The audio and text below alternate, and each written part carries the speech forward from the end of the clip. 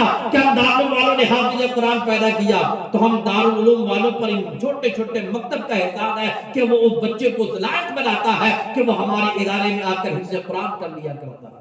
ورنہ اگر مکتب نہیں ہوگا, اور میں ذمہ داری سے کہتا ہوں, لوگ مسجد میں ممبر بہت عالیشان بناتے ہیں, میں کہتا ہوں ممبر بعد میں بنائیے, پہلے دینی مرکز دارالعلوم مکاتب کو بہتر کیجیے.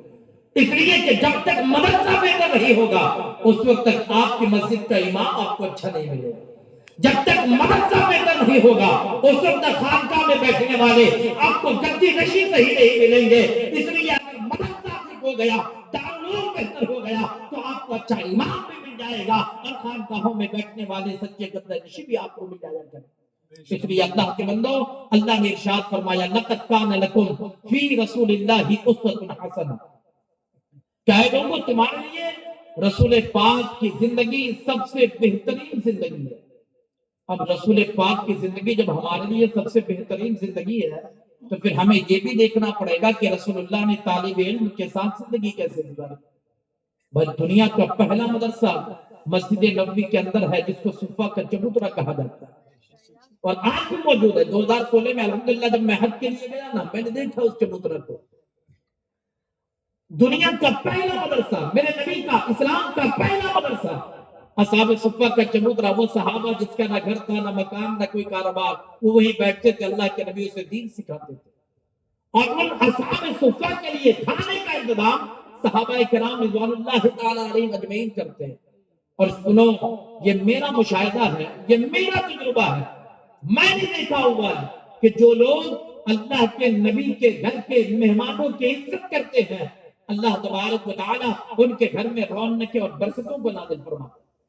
یہ میں ایک ادارے سے جڑا ہوں, میں گاؤں میں رہتا ہوں, بہت چھوٹا سا گاؤں تھا لیکن الحمدللہ بہت بڑا گاؤں. لیکن سنیں آج گاؤں والوں کی یہ حالت ہے.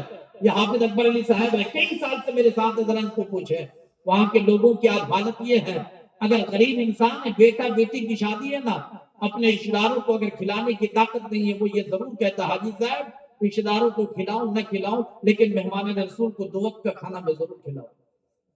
اور سنو, واللہ کہتا ہوں, ایک مجبور انسان بھی اگرچہ وہ اپنے سگے بھائی کی دعوت نہیں کر پاتا لیکن مدرسے کے بچوں کو بلاتا ہے, اس لیے کہ اس کے ذہن میں یہ بات پڑ گئی ہے کہ اگر میرا بھائی آئے گا, کھانے میں کمی ہوگی, وہ ہمیں میری شکایت کرتا جائے گا.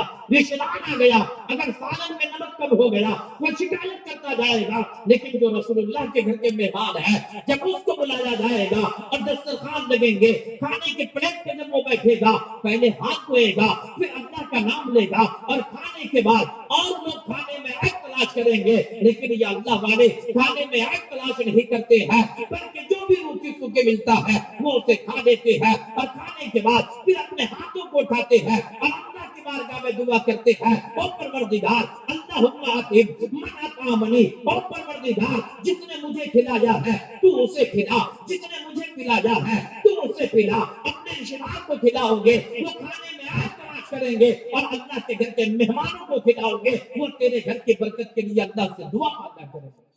اور سنو, ایک جملہ اور سن لو, اللہ کے نبی ایک انسان کے خواب میں تشریف لائے, توجہ کرنا, اللہ کے نبی ایک انسان کے خواب میں تشریف لائے, اور اللہ کے نبی نے عالم خواب میں آ کر کہا, او انسان کیا بات ہے, ہر روز اللہ کی دعوت کرتے ہو, کبھی میری دعوت نہیں کرتے.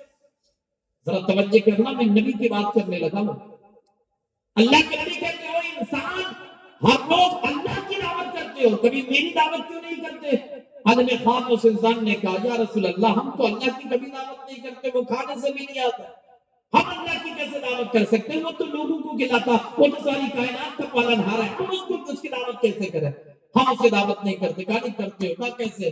کہا اگر کوئی سائن تم دکان پہ ہو, وہ آ کر دستک دیتا ہے کہ اللہ کے نام پہ کچھ لے لو, تم 10 روپے دیتے ہو, تم جو اس کو اللہ